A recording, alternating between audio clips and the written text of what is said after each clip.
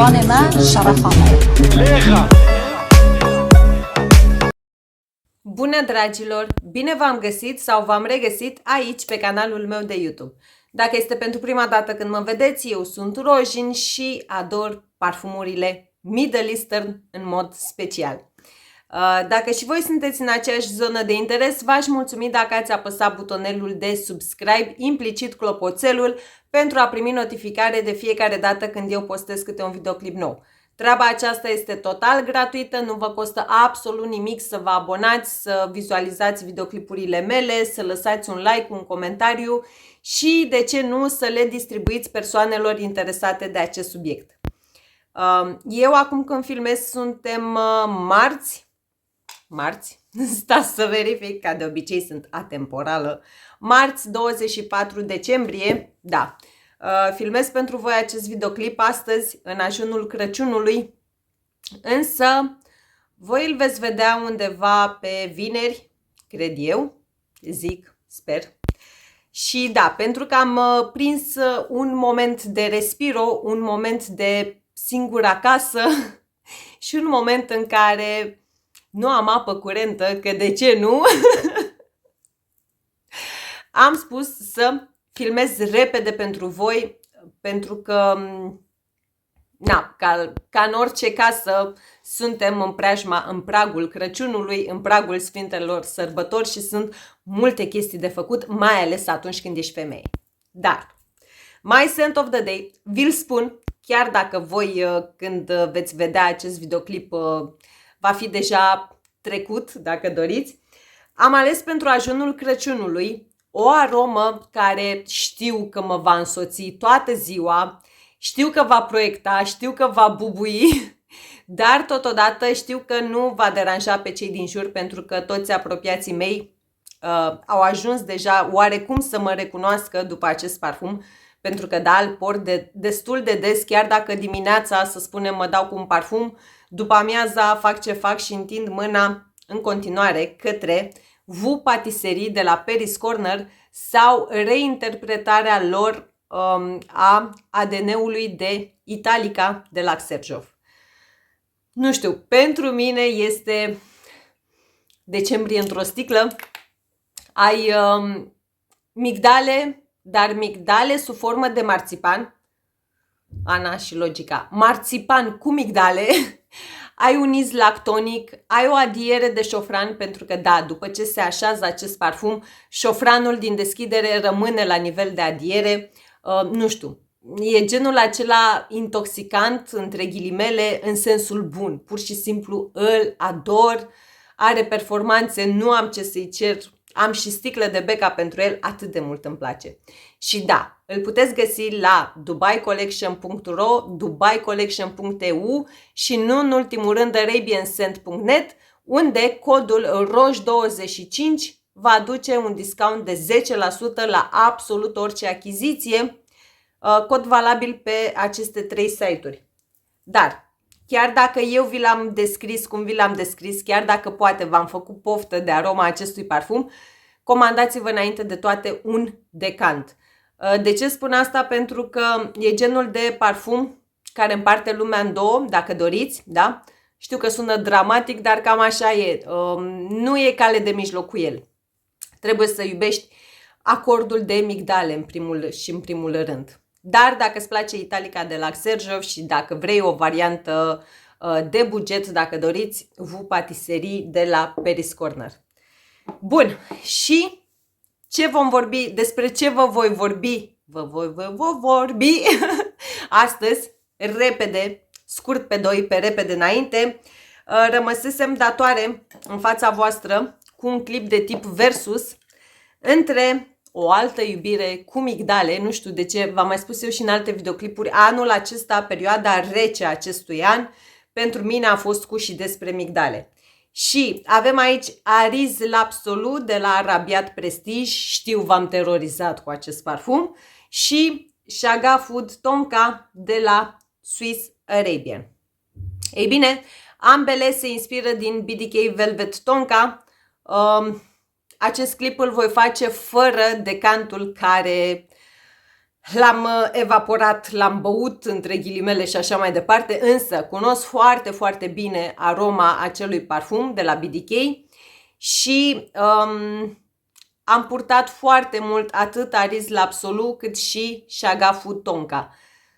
Bine, o să detaliez în momentul respectiv, dar din start, oricum, dacă sunteți alături de mine de ceva timp, știți deja că preferatul meu este Aris l'Absolu. Și da, e doi. E doi că e panică să nu rămân fără, să nu iasă de pe stoc și să stau cu stres și cu palpitații până revine și așa mai departe. Haideți să încep cu Aris l'Absolu de la Arabiat Prestige. Veți avea notele inserate pe ecran. Eu îl voi pulveriza. Deci, întâi de toate, începem cu deci. Atomizor presurizat. Da? Din start. Pur și simplu ador acest parfum. Îl ador. Îl iubesc. Nu văd vremea rece fără el. Și da, sună dramatic, dar pur și simplu asta, nu știu, îl ador din tot sufletul. Încă de la prima pulverizare, e drept, eu îl am acum de 2 luni, dacă nu mă înșel. De la prima pulverizare nu ai iz de alcool. Casa Arabiat Prestige sub brand My Perfumes este ceva de nota 20+. Sunt absolut îndrăgostită, iubesc acest brand, pur și simplu, nu știu, în anul 2024 Arabiat Prestige, fără nici cea mai mică exagerare, a fost cea mai frumoasă surpriză pentru mine în ceea ce privește piața Middle Eastern. Aris l'Absolu este acel gurmand cozy, dens, intoxicant, dar în sensul bun, unisex, în opinia mea, în care resimți din plin migdale. Migdale, cel puțin în deschidere, migdale, dacă doriți, fiind de tot pudrate, o pudră care provine nu de la izul acela de make-up, nu este pudră de make-up, ci este mai degrabă o pudră florală, dacă are sens. Are pufoșenia aceea, are pudra aceea din floarea de portocal. Și o să spunem, stai puțin, floarea de portocal nu e pudrată. În anumite parfumuri, floarea de portocal, mie una cel puțin, oricum, acest clip de tip versus, aceste recenzii sunt subiective, sunt strict în baza preferințelor mele și a percepției mele. Unele parfumuri sunt pudrate, dar nu este izul acela de pudră de make-up, ci un subton fin de tot floral. Ei bine, fix așa se resimte și Aris l'Absolu în deschidere, dar, pe măsură ce se dezvoltă, pur și simplu te izbește o mare de tonka. Deci gândește-te la migdale proaspăt decoșite și pisate, da? Praf de migdale, pulbere de migdale, combinate cu multe boabe tonka. Este genul de aromă extrem de densă, perfectă. Nu știu, mă gândesc că vara ar putea fi cam mult, nu știu, zic, mai vedem dacă într-o seară de vară îl voi testa să văd cum se comportă și pe temperaturi mai calde, însă pentru vremea rece este top, este 10 din 10. Și am început prin a vă spune că eu îl percep ca fiind un gurmand. Ei bine, nu este gurmandul acela la modul de cofetărie pe 2 picioare, cofetărie umblătoare. Nu, are și izul acela de parfum, dacă doriți, la modul că după această avalanșă de tonka, după această dulceață intoxicantă, dacă doriți, pentru mine nu este copleșitoare nici pentru mama mea, nici pentru soțul meu, deoarece și soțul meu a întins mâna destul de des, de aceea am simțit nevoia să mai iau o sticlă. Nu este dulceața aceea copleșitoare, din nou, cel puțin pentru noi. Dumneavoastră, ca de obicei, luați un decant înainte și înainte de toate. Lapsus. Rămăsesem la treaba că este gurmand, dar nu este cofetărie pe 2 picioare. De ce? Pentru că după marea aceasta de tonka, după dulceața aceasta dată de boabele tonka, vă întâmpină, dacă doriți, un duo format din tutun și vanilie. Însă, proporțiile nu sunt egale, la modul că mai repede simți acordul de vanilie, genul acela de vanilie extrem de natural redată, dacă are sens, dar nu este vanilia aceea gurmandă, nu e ceva ce te poate duce cu gândul, de exemplu, către o tartă, da? Blatul de tartă sau așa mai departe, sau o budincă de vanilie sau o cremă de vanilie, deoarece tutunul este, ca să vă vorbesc așa în procente, ca să fiu mai ușor de înțeles, nu știu, ar fi 80% vanilie și 20% tutun, da? Tutunul este la nivel de adiere și este undeva pe fundal. Fix treaba aceasta, atingerea aceasta de tutun, în opinia mea, îl face pe Aris l'Absolu să nu pice în latura de cofetărie pe două picioare și îi conferă totodată și acel aer unisex, dacă doriți. Ca profil olfactiv este extrem de asemănător cu originalul și când spun extrem, exagerat de asemănător. Diferența ar fi faptul că migdalele din Aris l'Absolu mi se par mai dulci, dacă are sens. Sunt mai dulci și mai catifelate. Dacă doriți, nu știu, e ca și cum ai pisa migdale și adaugi puțină vanilie, da? Parfumul original nu-mi displace, însă fix treaba aceasta mă deranja. Acordul de migdale din parfumul de la BDK mi se părea o idee cam ascuțit, sinceră să fiu. Ei bine, varianta Aris l'Absolu este pur și simplu catifelată, pur și simplu, v-am mai spus eu în alt videoclip, ca o simfonie. Notele sunt precum o simfonie. Foarte, foarte fain. Performanțe, pur și simplu este o bestie și când spun bestie, gândiți-vă, din nou, pe pielea mea, în cantitatea aplicată de mine, la nivelul pielii, la nivelul de hidratare al pielii mele și la nivelul de hidratare al corpului meu, deoarece performanțele, din nou mă repet, știu, performanțele unui parfum depind de foarte mulți factori.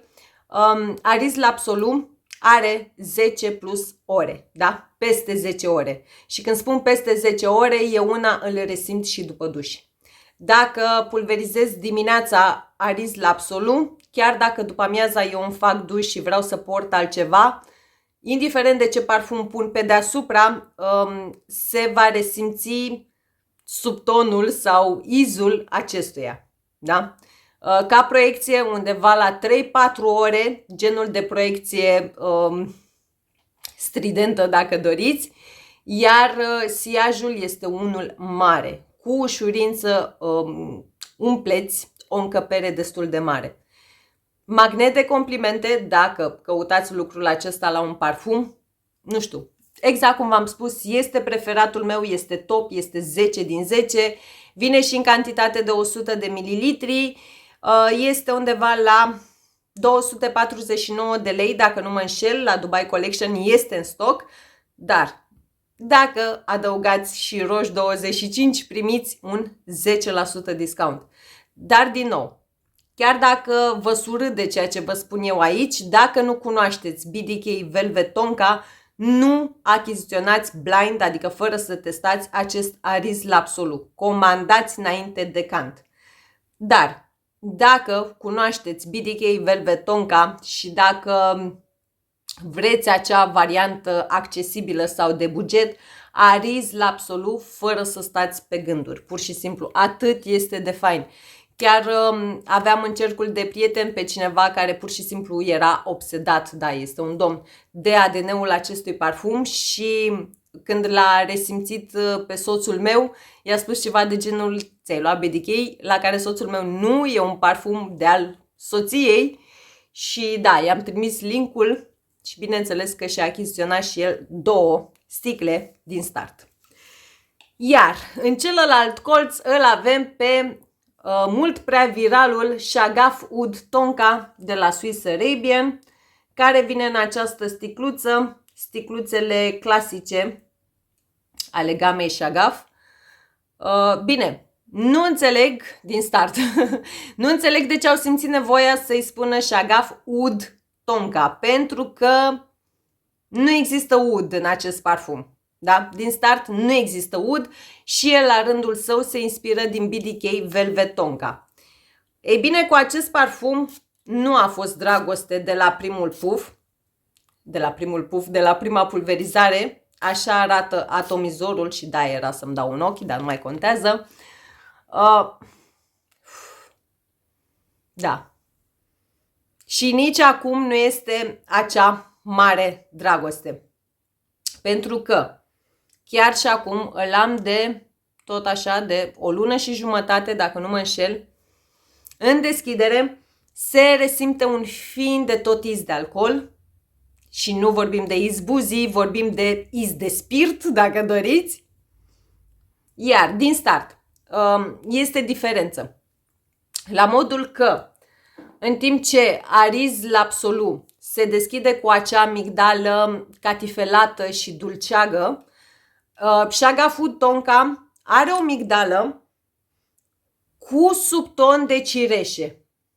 V-am mai spus eu în alte videoclipuri, acordul de cireașă în parfumuri sau acordul de migdală, depinde cum este lucrat, poate veni la pachet acordul de cireașă cu subton de migdală și acordul de migdală cu subton de cireașă.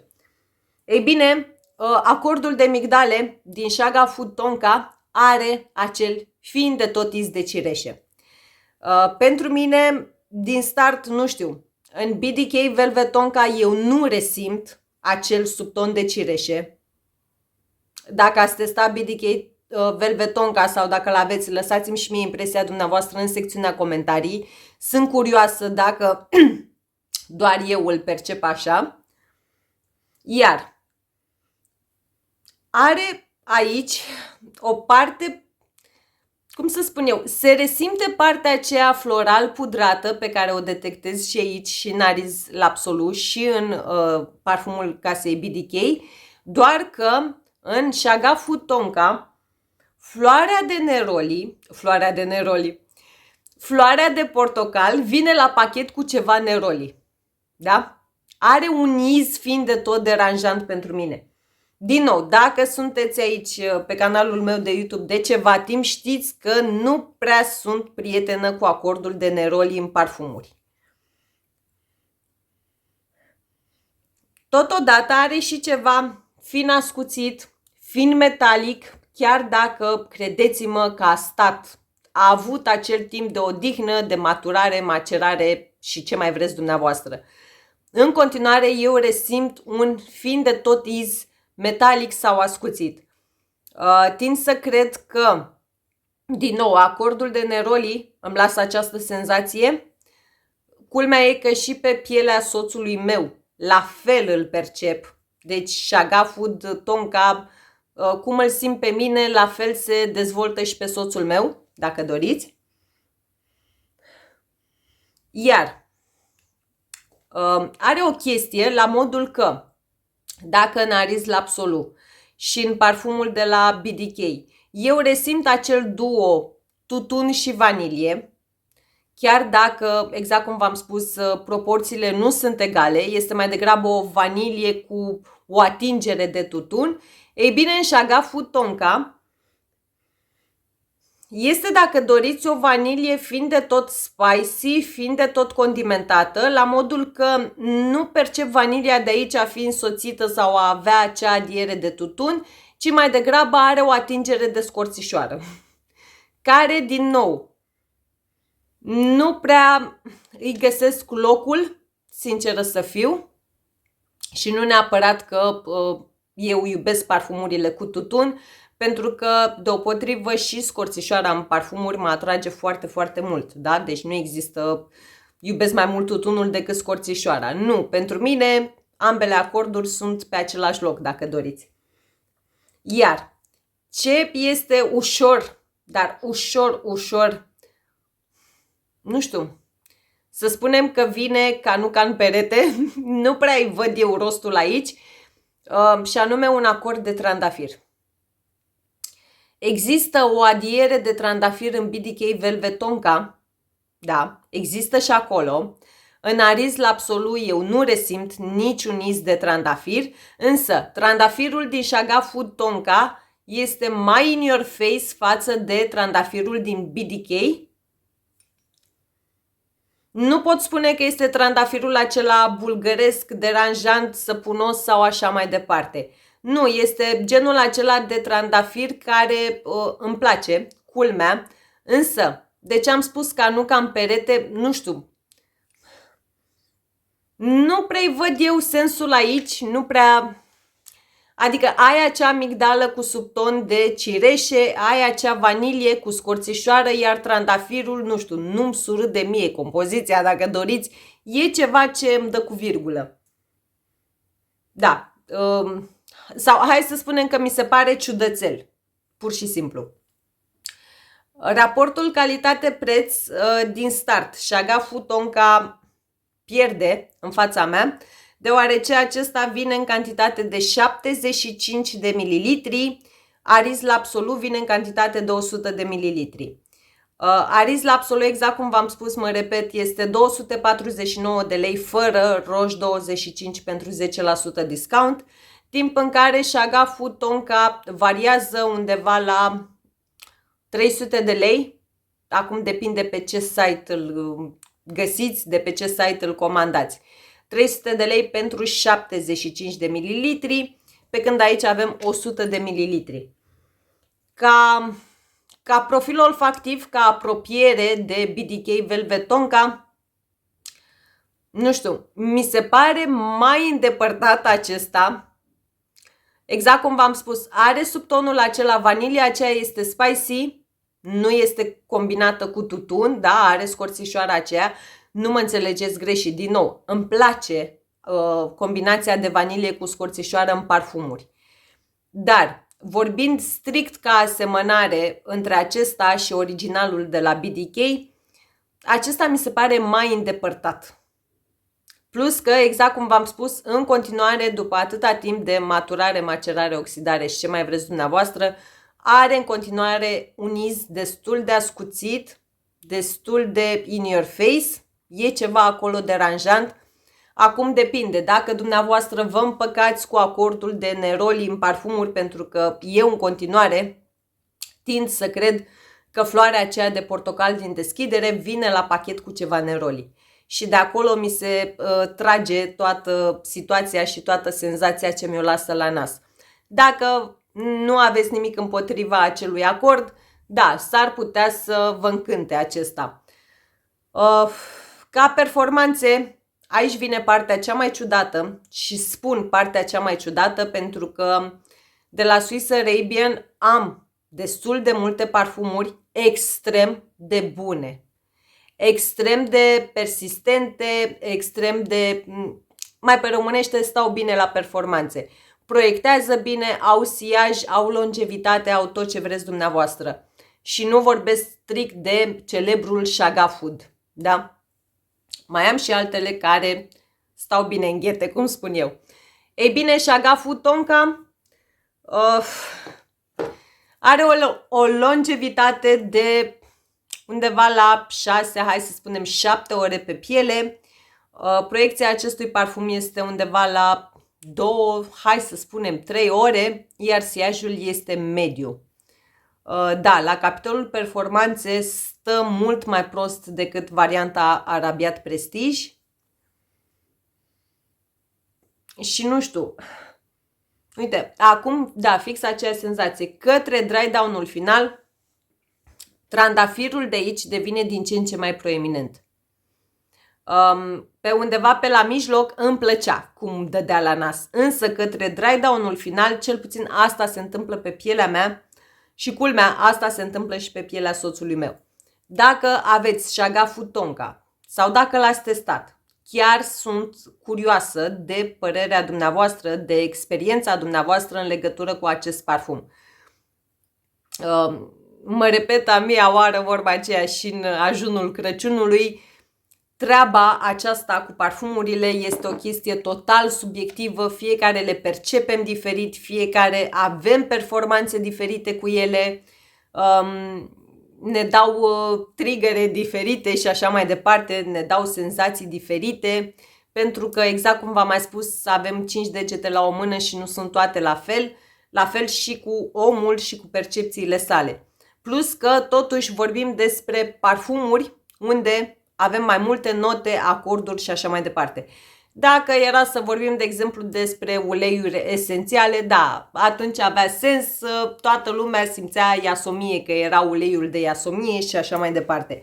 Însă, la parfumuri, în treaba aceasta cu parfumuri, fiecare, nu știu, poate dumneavoastră resimțiți mai mult acorduri de migdale. Poate pentru dumneavoastră, de exemplu, din Ceagafu Tonka, migdala nu are subton de cireașă și așa mai departe, da? Bun, atât pentru videoclipul de astăzi. Fug să văd ce mai pot să fac și fără apă. Vă mulțumesc din suflet dacă ați rămas cu mine până în momentul de față. Eu acum vă doresc încă o dată Crăciun fericit, sărbători binecuvântate și multă pace și liniște, că asta e cel mai important, și sănătate, bineînțeles, dar dumneavoastră veți vedea videoclipul abia după Crăciun. Și cu ocazia asta sper că, nu știu, v-a adus moșul ceea ce v-ați dorit. Sunt curioasă dacă moșul va lăsa ceva parfumuri, lăsați-mi și mie în secțiunea comentarii. Chiar sunt curioasă de lucrul acesta. Veți avea link în bara de descriere pentru grupul meu de Facebook Frec Family, contul meu de Insta, contul meu de TikTok și nu în ultimul rând pentru aceste parfumuri. Vă îmbrățișez cu mare, mare drag. În continuare, sărbători fericite și stați un pic că după Crăciun parcă era Sfântul Ștefan, dacă zic eu bine. Sper să nu mă fac de râs acum prin treaba asta. O să tai la editare, o să mă uit în calendar înainte să editez, dar dacă nu mă fac de râs și dacă nu greșesc, la mulți ani, sănătoși, binecuvântați și parfumați tuturor persoanelor care își serbează onomastica. Vă mulțumesc din suflet, v-am pupat! زبان من شرف آمد